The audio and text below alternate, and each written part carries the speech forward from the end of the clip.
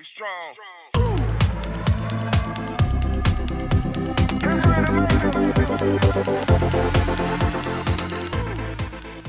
Double tails, red double tails.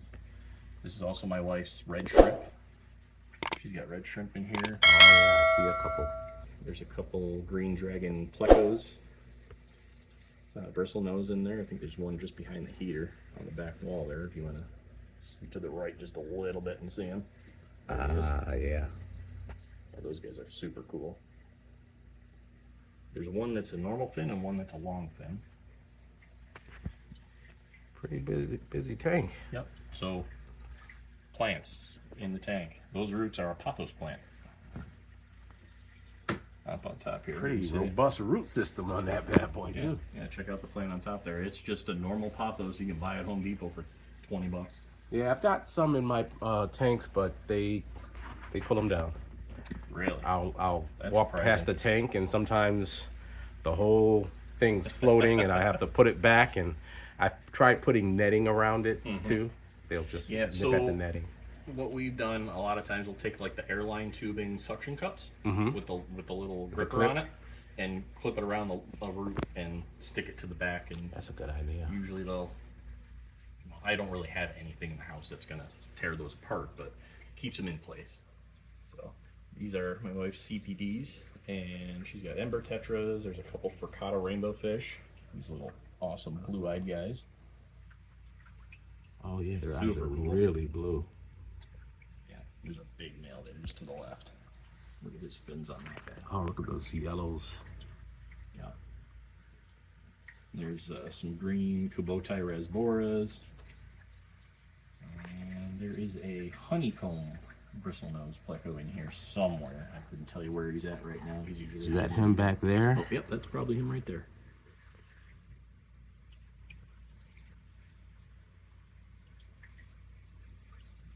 He's hiding pretty good. Yep. There's also Habrosis cories. They're kind of like a pygmy cory. If you look to the left there on the rock. There you go. Those guys are awesome. Different. Yep, super tiny cory. They don't get much bigger than that. Yeah, called Habrosis.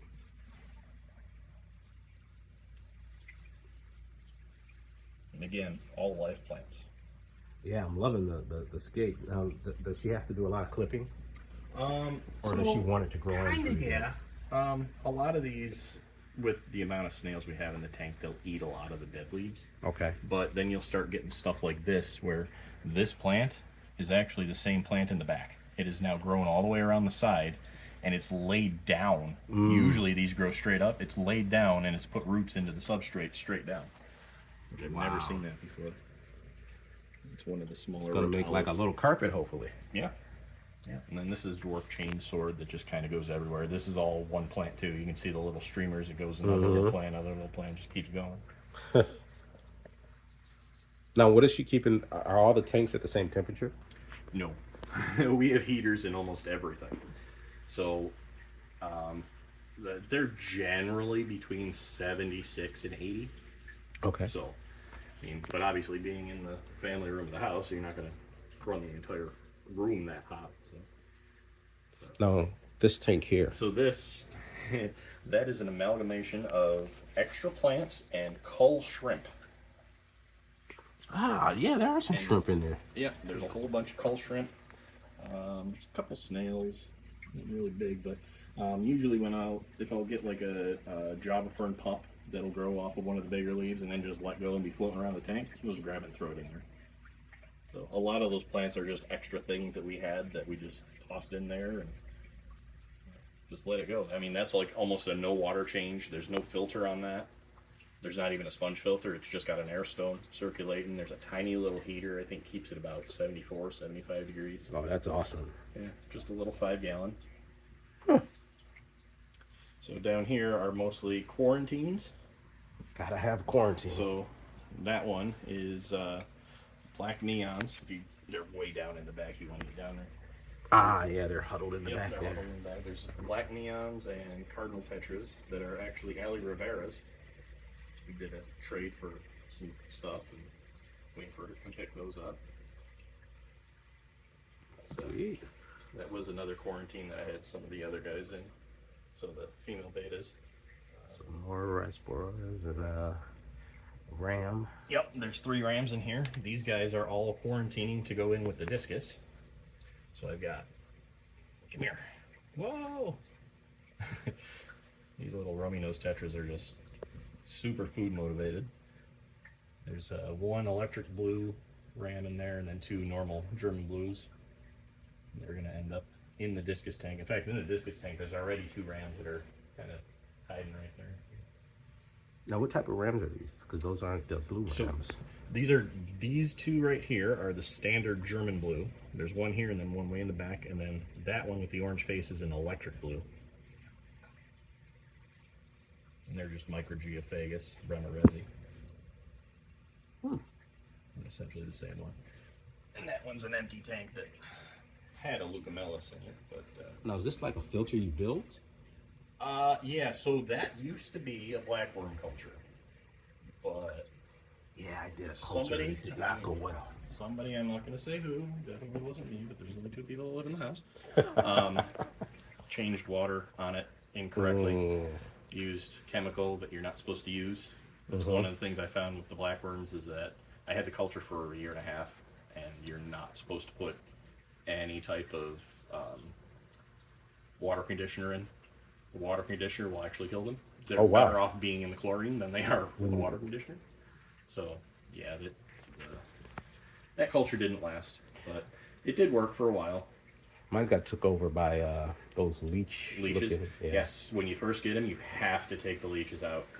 I didn't know that. Yeah. I just put them in a 10-gallon tank with some gravel, and it was doing pretty good. I had a bunch of them going. Then I saw 1 leech in there, pulled them out, and I slowly looked, and boom. It's difficult to film just because of how bright it is, but this used to be our dining room.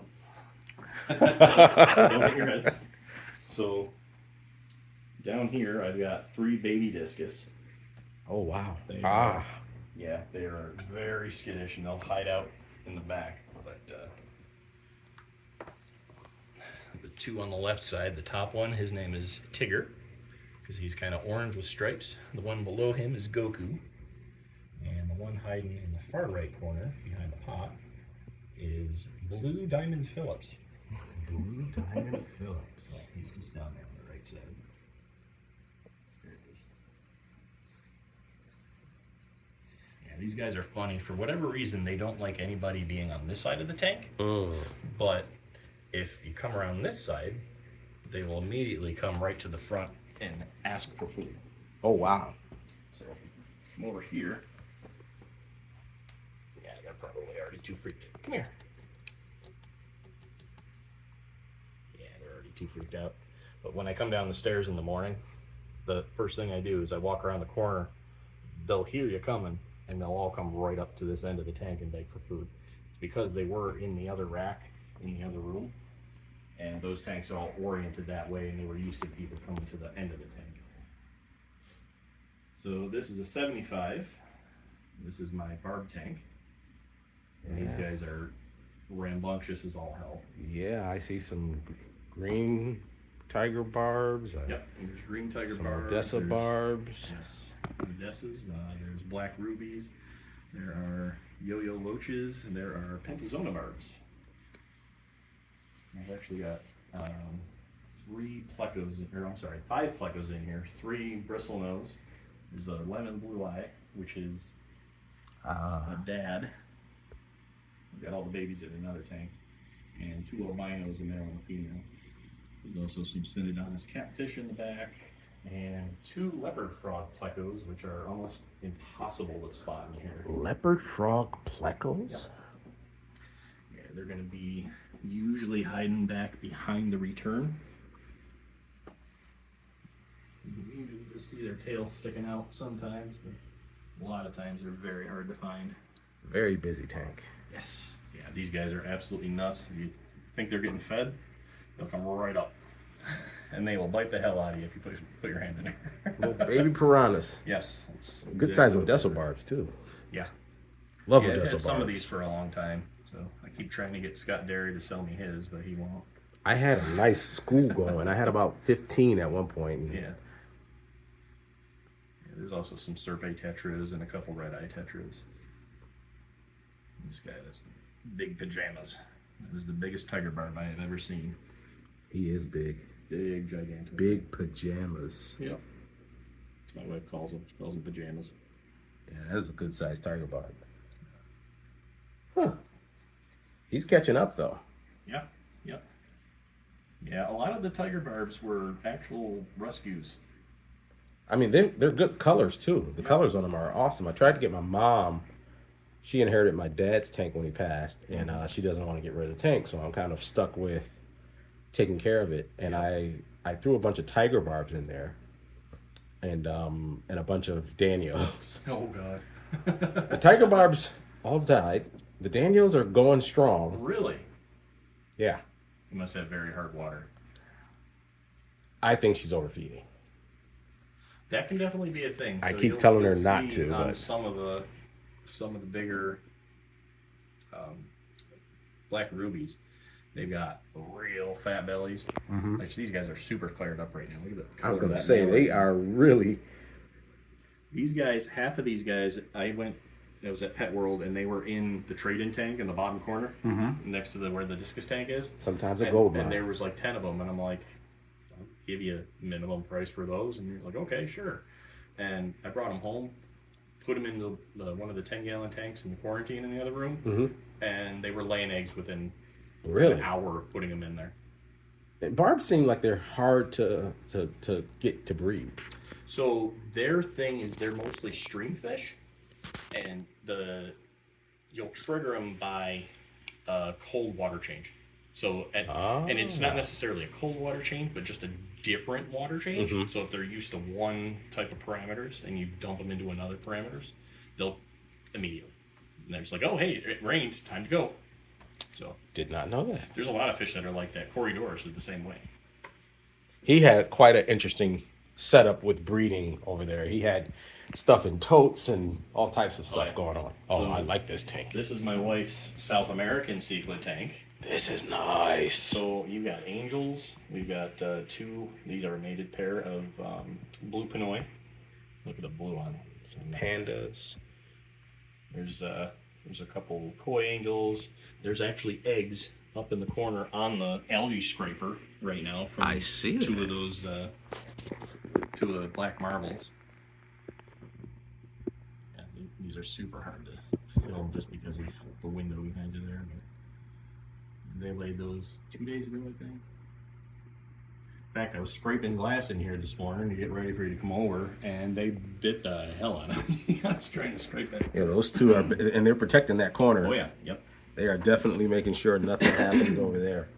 Yep. So she's also got one blue acara. She's got cockatoides, triple red. There's a little female cockatoides there. There's another female cockatoides somewhere in here. There's a bunch of clown loaches.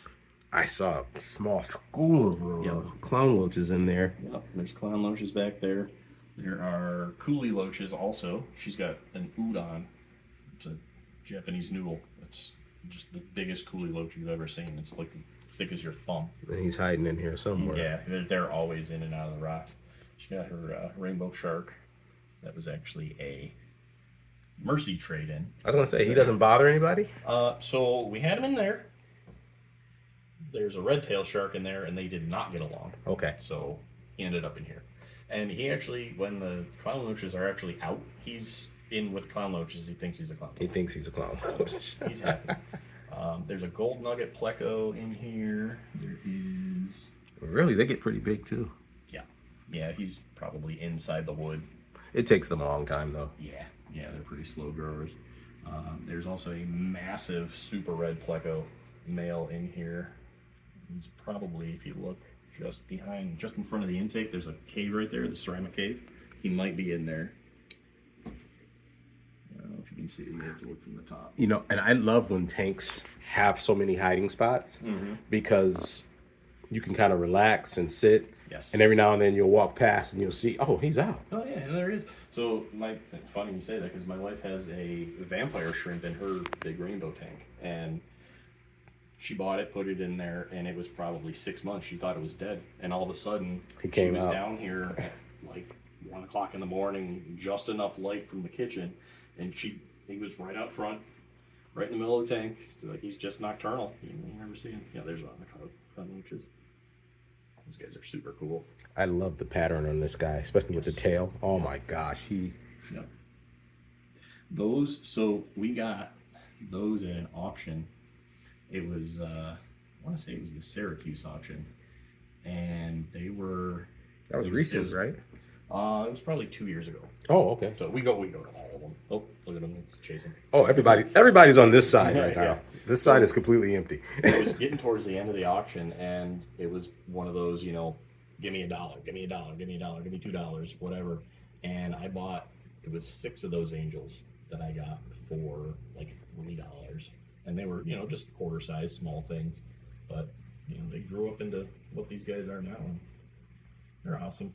They've been in multiple tanks too. This guy got beat up pretty bad the one time. We had to move him out. He's looking good now. Yeah, big old giant nuchal hump on his forehead there. You can tell he's definitely a male. Oh yeah.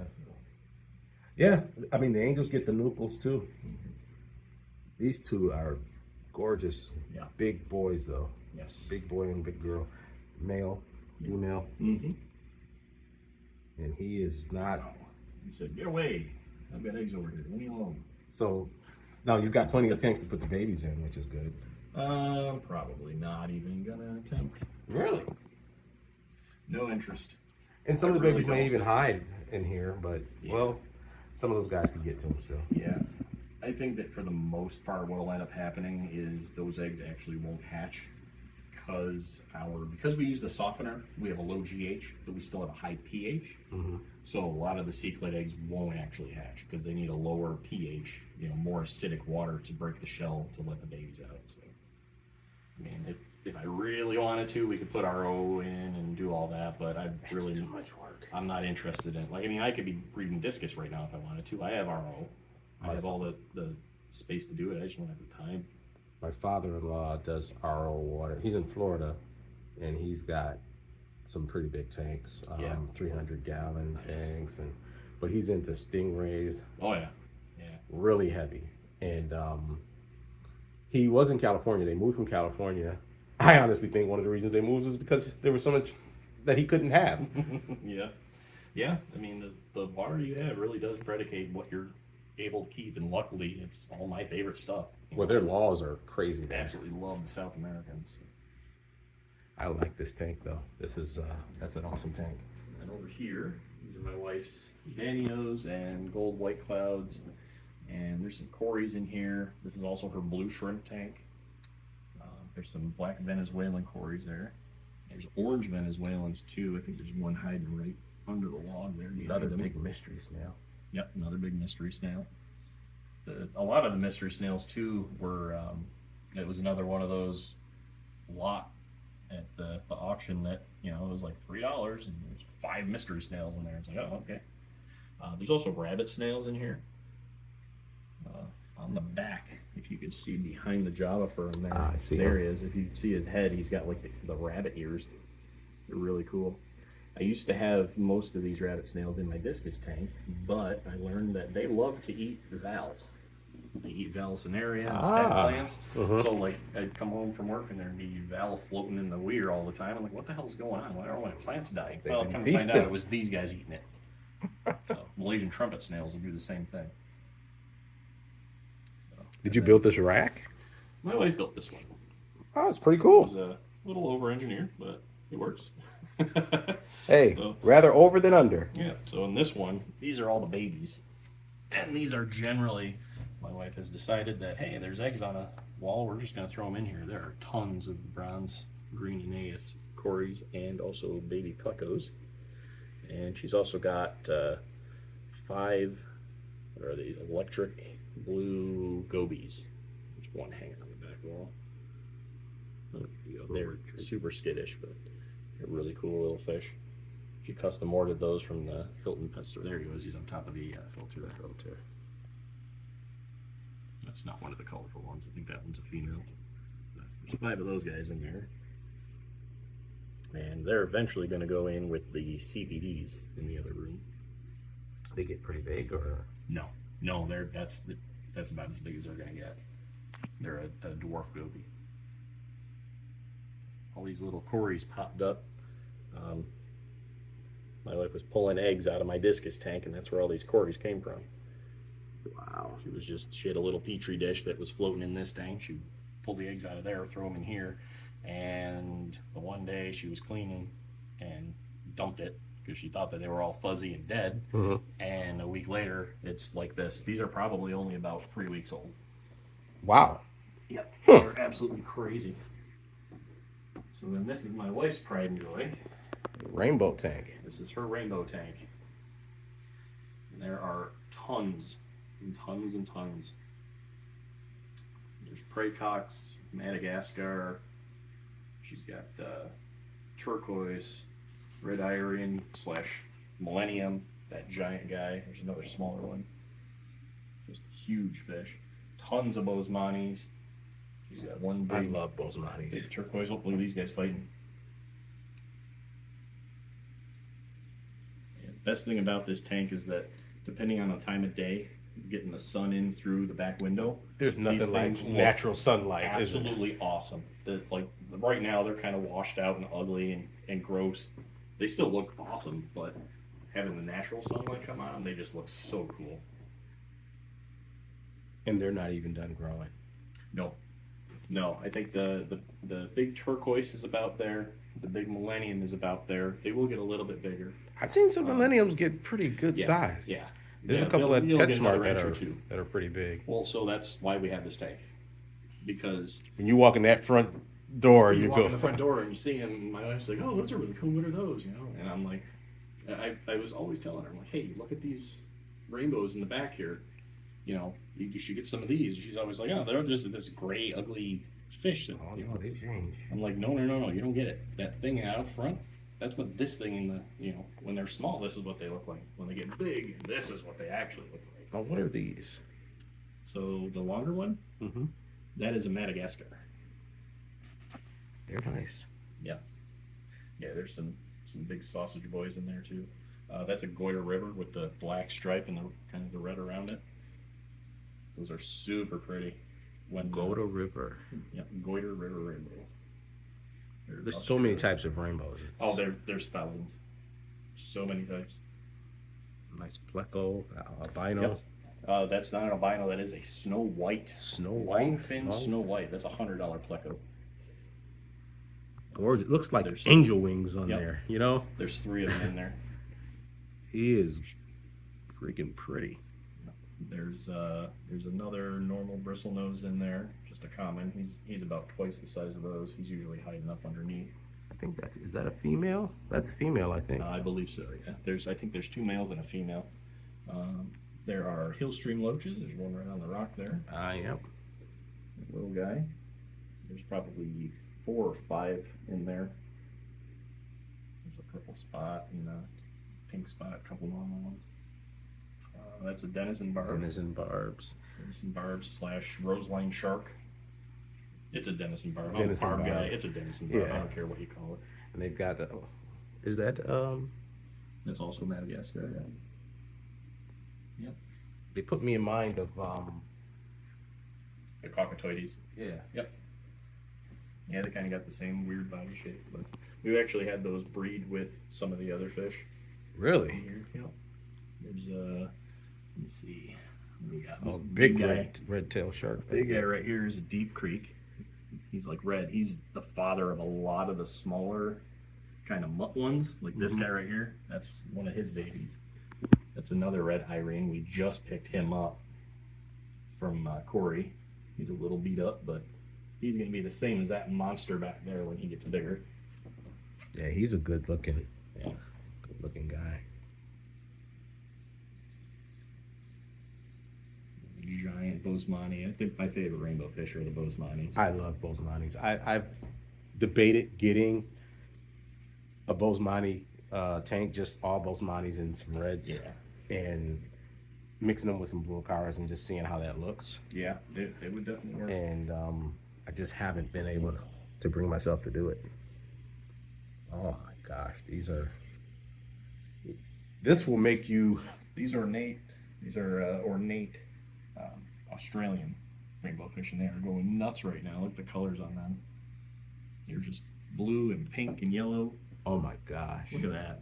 And they're not even colored up right now. They barely have any light on them just because of the way When the that the sun light comes through. Yes. When in my living room, same thing. I enjoy sunlight hitting my tank more than the lights on.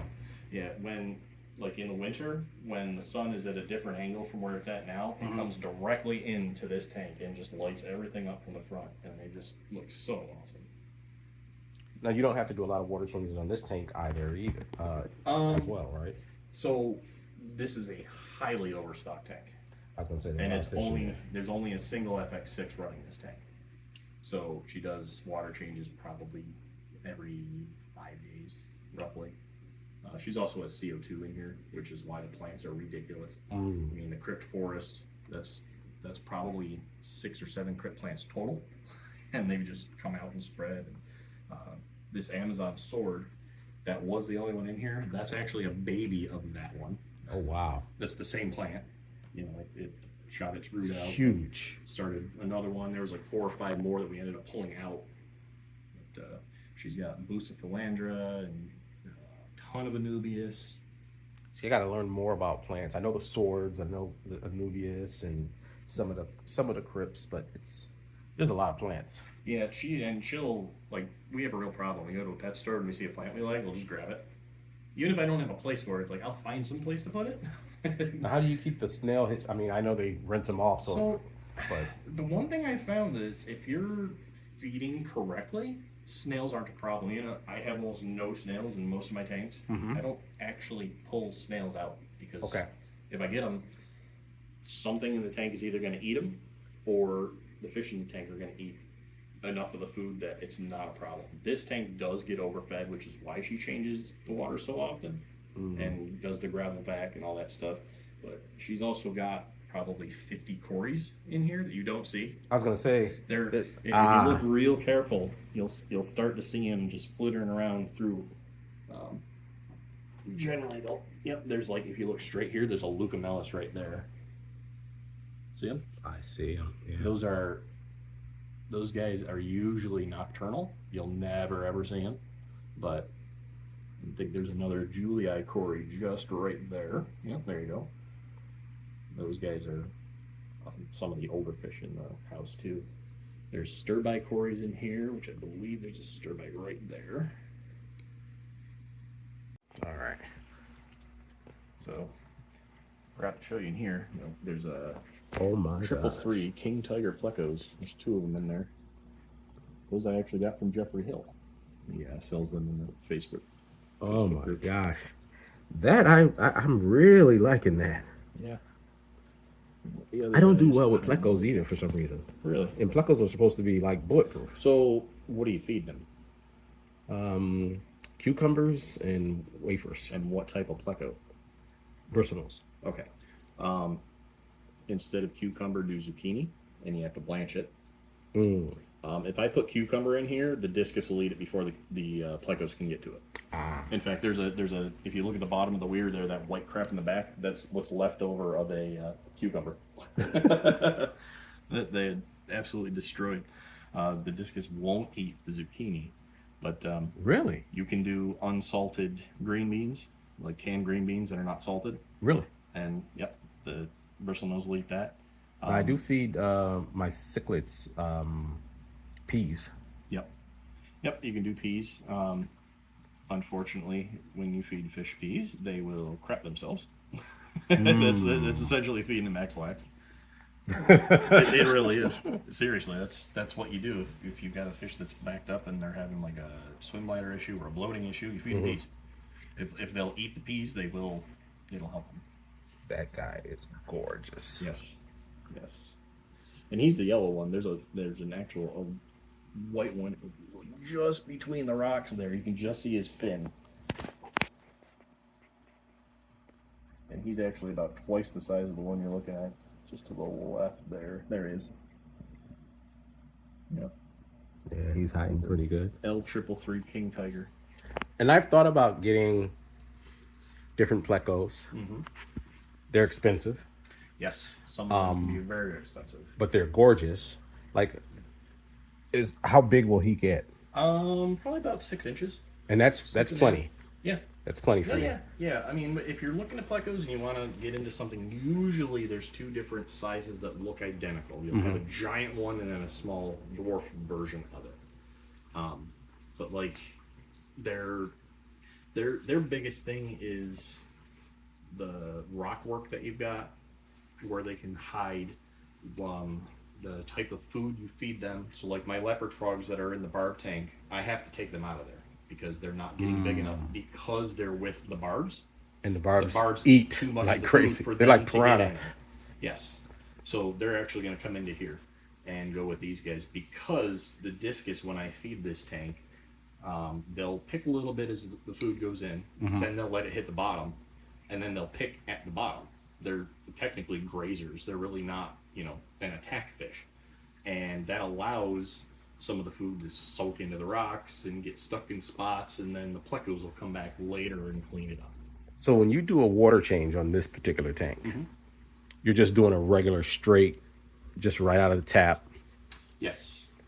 Yeah. So like I said, I've got a carbon block filter along with the water softener. So it's good for these guys.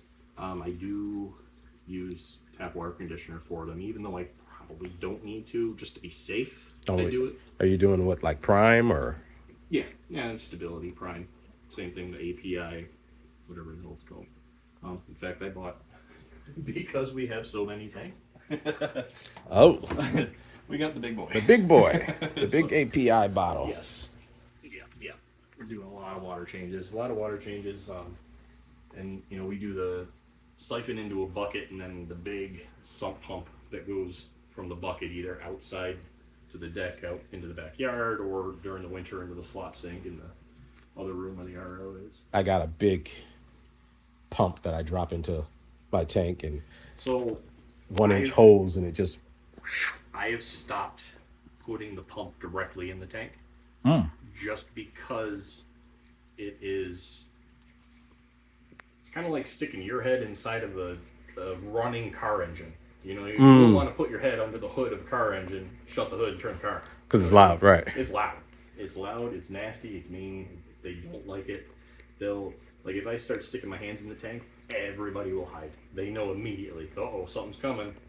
But if I'm just have the siphon in there, all you're doing is sucking water.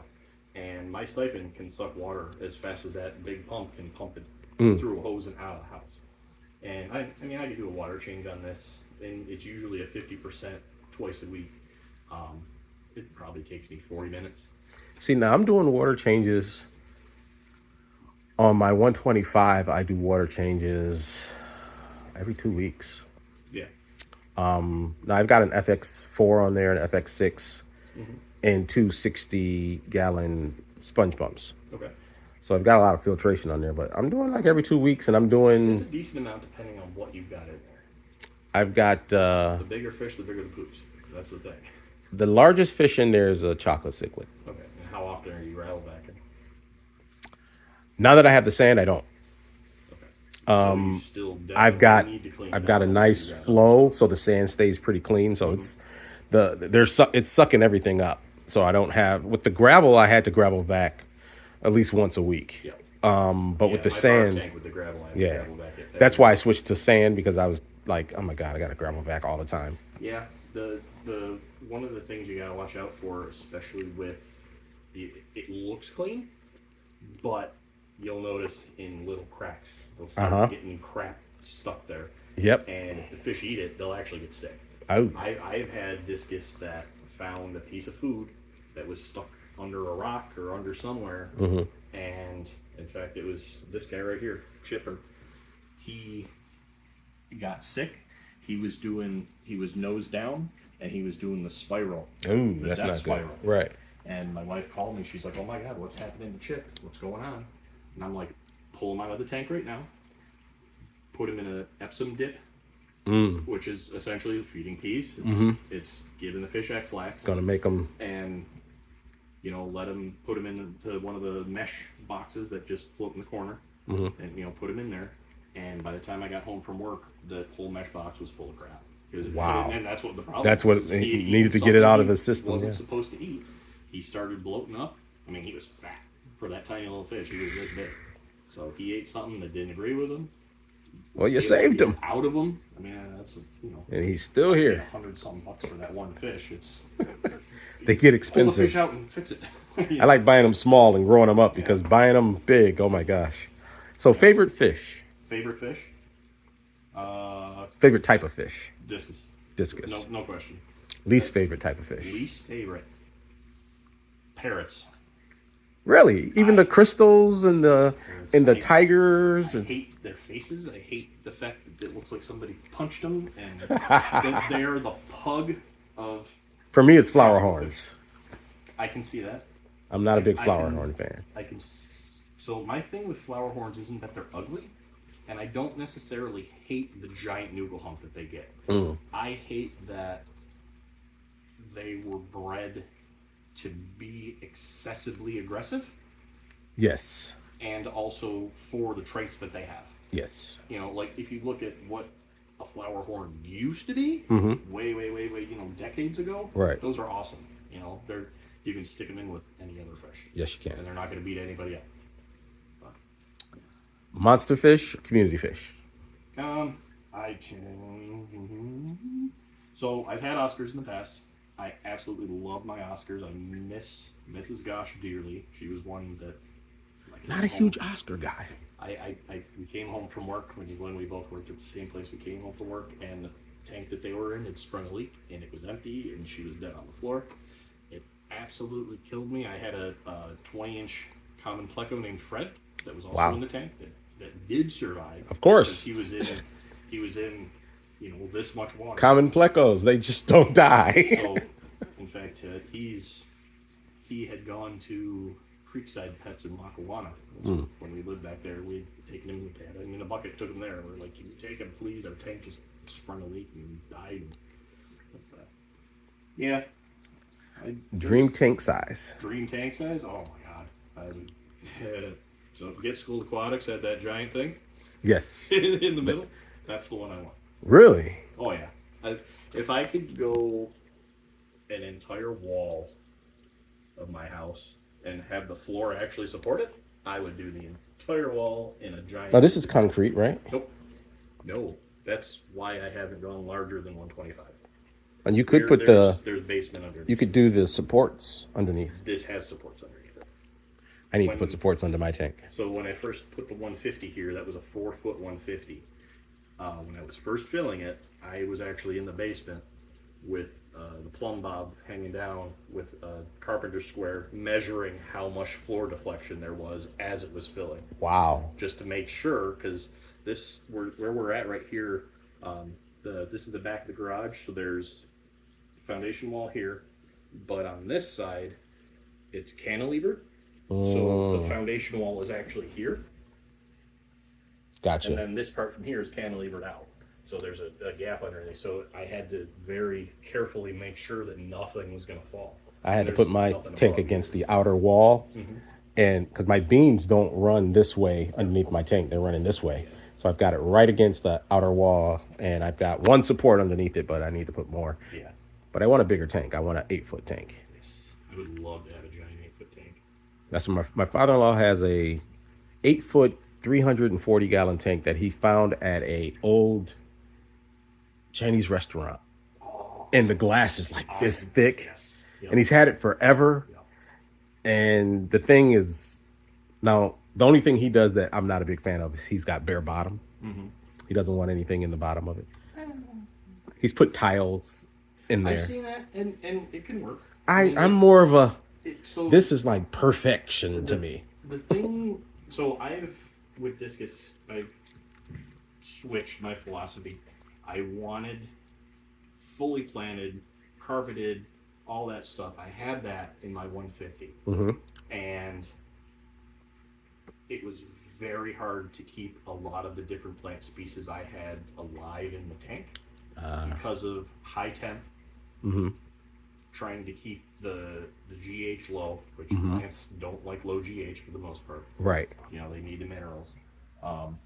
And being able to keep it clean because of how much you feed and what you feed, and feeding beef heart, the last thing you want happening is to have beef heart going bad in a tank.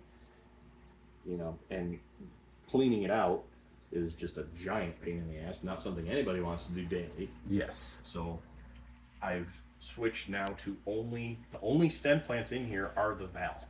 There's 4 bunches of val. Mm-hmm.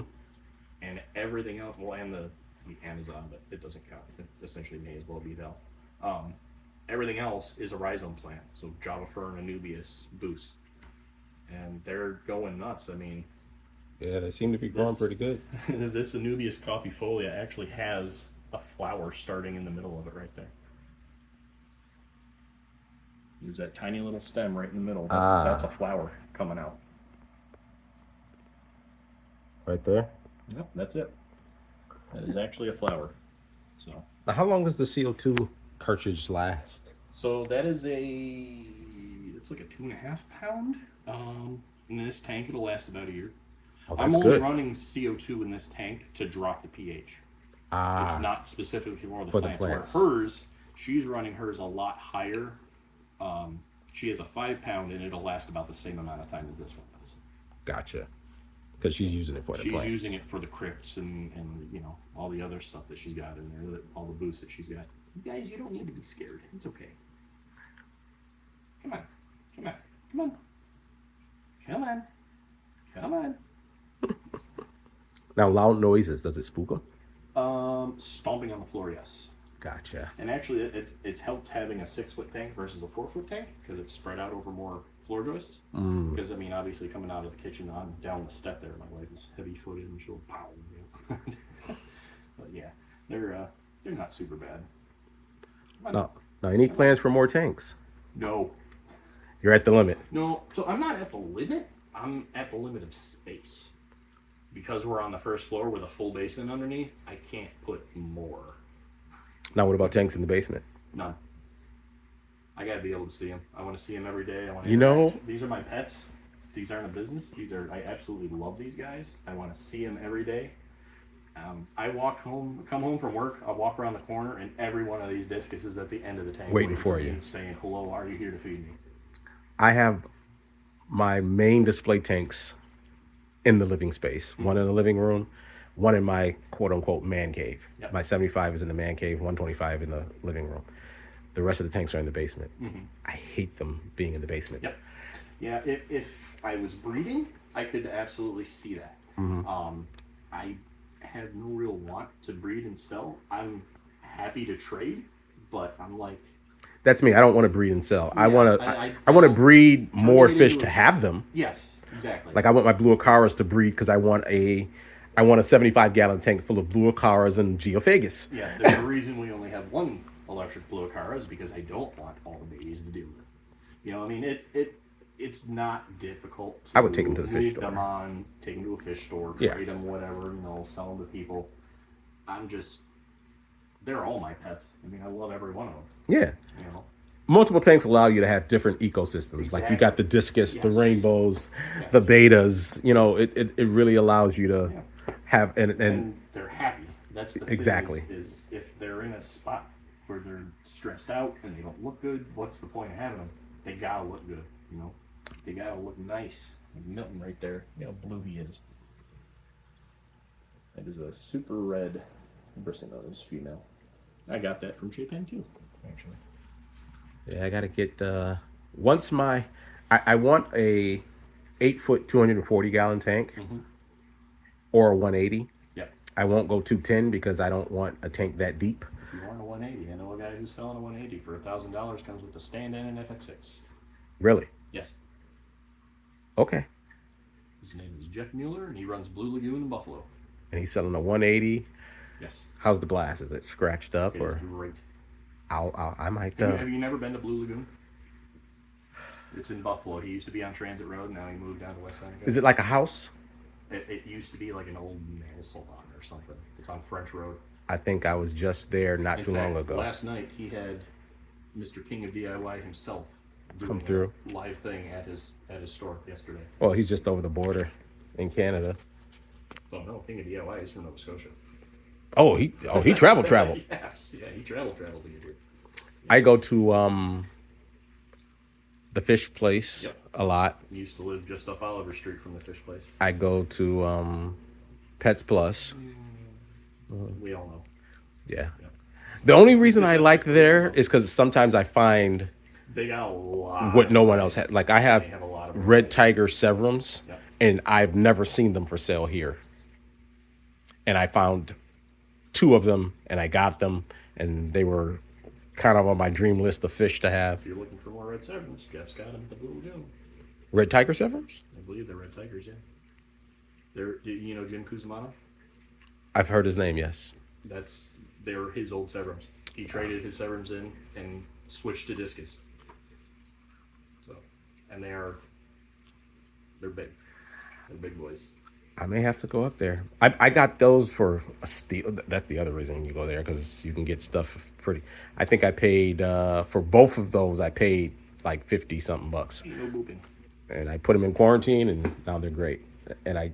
But the fish place, I think that place is gorgeous. Yes, that is an awesome store. I got a nice black spotted eel from them, and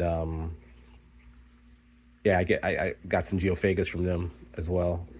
But I'm moving out of the more aggressive fish. Severums are as aggressive as I've gone, but even they have gotten a little bit too rambunctious for me. Yeah. And a lot of times you'll find that if they don't have enough cover, or there's not enough of them in your tank, they'll be more aggressive. I've got 9 fish.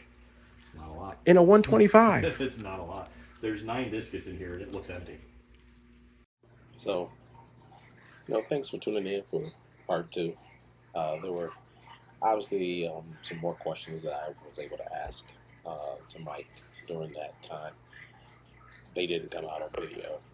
We had a nice question and answer session where I asked him about his favorite fish, tank sizes, least favorite fish, things of that nature. So I hope to revisit his fish room at some point, be able to obviously bring you guys some better material. But appreciate you tuning in for the second half, and as always, be cool.